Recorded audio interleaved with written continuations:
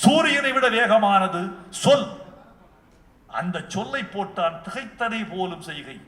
எடுத்து பார்க்கிறேன் திகைத்தல்னா என்னன்னு. திகைத்தல் என்றால் பிரமித்தல்.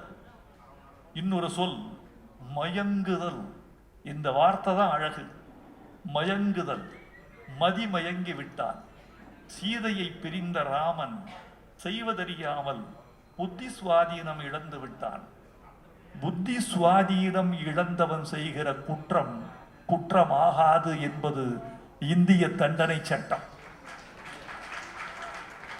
இந்திய தண்டனை சட்டத்தின் 84ஆம் பிரிவு சொல்லுகிறது, புத்தி மாறாட்டத்தால் மதிமயங்கி ஒருவன் ஆற்றுகிற காரியத்தை அவன் குற்றம் என்று அவன் மீது சுமத்த முடியாது என்பது இந்திய தண்டனை சட்டம் சொல்லுகிற செய்தி.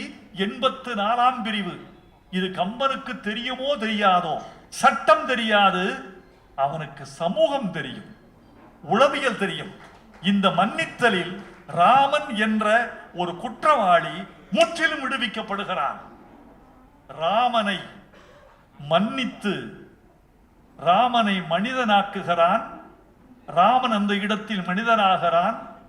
கம்பன் கடவுளாகிறான்.